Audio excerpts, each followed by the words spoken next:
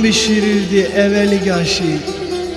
Dört yanına sarar idi lavaşı.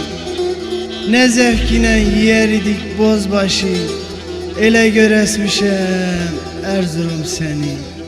Ele göresmişem Erzurum seni.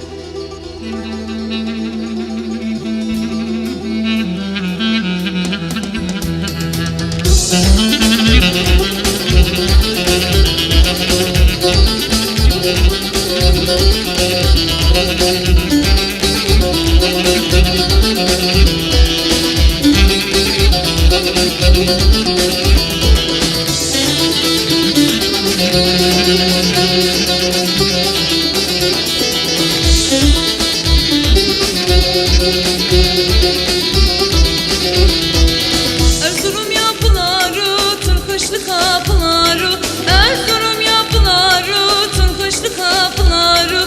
Yine burnuma geldi lambaşın kokuları, yine burnuma geldi lambaşın kokuları.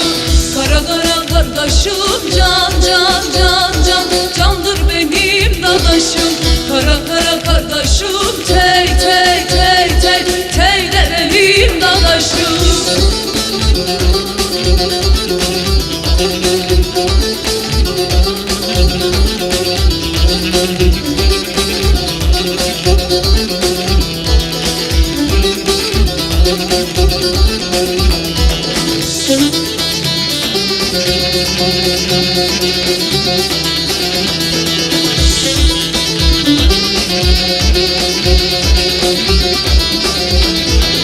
Erzurum'un da daşı dürüm eder lamaşı, Erzurum'un da daşı dürüm eder lamaşı.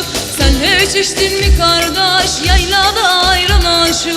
Sen hiç içtin mi kardeş yaylada ayran aşı? Kara kara kardeşim, can can can can, candır benim dadaşım. Kara kara kardeşim, tey tey tey tey, tey de benim dadaşım.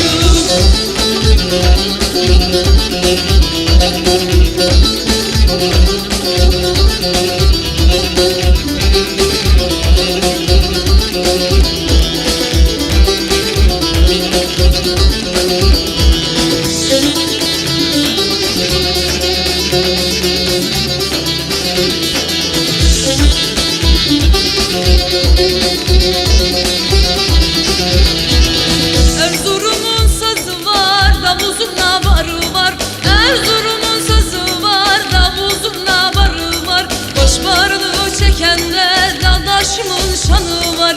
Başbarını çekende dadaşımın şanı var. Kara kara kardeşim, can can can can, candır benim dadaşım. Kara kara kardeşim, tey tey tey tey, tey de benim dadaşım.